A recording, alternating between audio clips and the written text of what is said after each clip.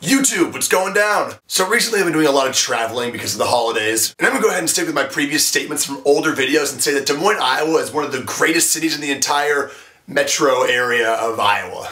Seriously, I love Iowa and I miss it every single time I leave there. But in order to get to Iowa, I have to do one of the things that I hate more than anything else. Listening to girls talk about all the legitimate reasons they like Jersey Shore? No, but I've done that more times than I care to admit to. In order to get to Iowa, I have to fly. And I blame my fear of flying directly on my mom. Because her crippling fear of everything has now led me to think that I'm gonna die at every single second I'm on the plane. Seriously though, my mom is afraid of everything. I shit you not. When I was 20 years old, I was walking on the grass next to her, walking on the sidewalk, and she stopped me and said, "Happy the counter!" This is the woman that raised me. Love you, Mom. But I'm probably the worst person to be sitting next to on a plane, both because of my fear and because of my freakish height. Another side note, and I hope I'm not the only one that does this, as I'm boarding the plane, I run through scenarios in my head and think about if some lunatic were to somehow smuggle like a gun on a plane, what I would do in order to disarm him. Because for some reason, I figure it's gonna be up to me to save the entire plane. So I was reminded in this last plane ride from Des Moines to California how utterly disturbed I am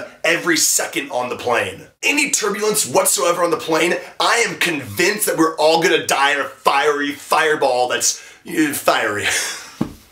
Now I had a mild freak out on the plane, but I think I was justified. As the flight attendants were serving drinks, we hit such crazy turbulence that both the flight attendants fell to the ground. Now unfortunately that was enough for me to literally yell out loud, "The plane's going down!" Which simultaneously freaked out everyone around me.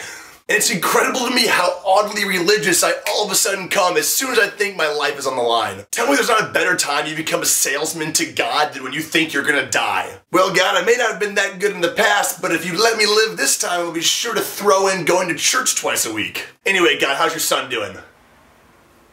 Oh, he's dead. Alright.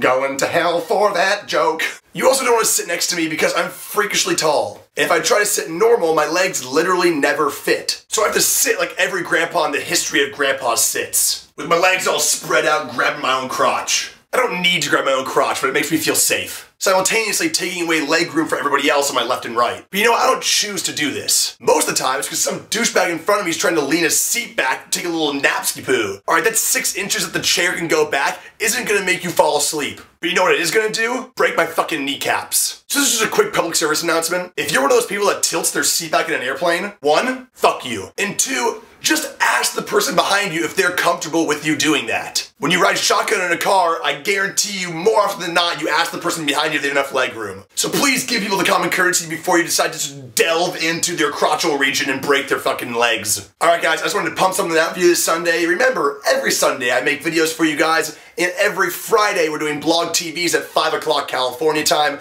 You do the math for the other times. And on that note, I love you. I'm in love with you. Felt heartfelt. What's going down?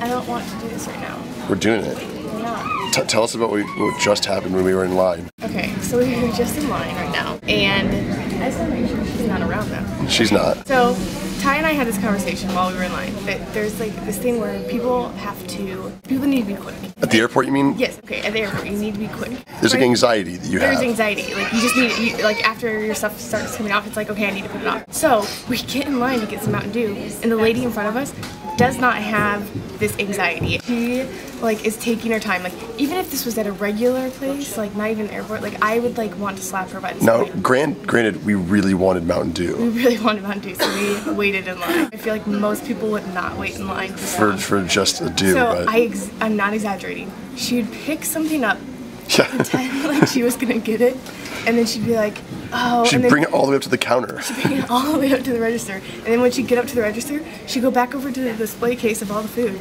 And she'd be like, what kind of muffin is that? Right. And there's only one fucking muffin that way. She keeps like hopping in and out of line. And yeah, and she keeps going like out of line. As Dane Cook would say, your shoe does not represent you when you step out of line. Not only that, but then she like grabbed like a bag of chips and then felt it to see like how much hair, how much chips are in the bag to decide if she was gonna get it. And then what she was done, and they were checking her out. She then on top, and she was ready to check out. She goes, maybe that parfait. And I was like, really? You just fucking chose like 8 different items. Hopefully this is for more than just you. And she picked shit up and just like put it back down in a different spot. Like, and then Tyler was trying to be sarcastic. And so Tyler decides to like out loud be like, I wonder if they have spaghetti here. And then decides to pick up she put down the pastry. Ty decides to pick up the pastry and like look at it and says, no, I think I'm gonna get it. Oh wait, no. And then puts it back. Just to fucking mock her. So. It's a good do though, right? But anyway, I said to Ty, she does not have that anxiety that most people have. We're not filming anymore. I'm joking.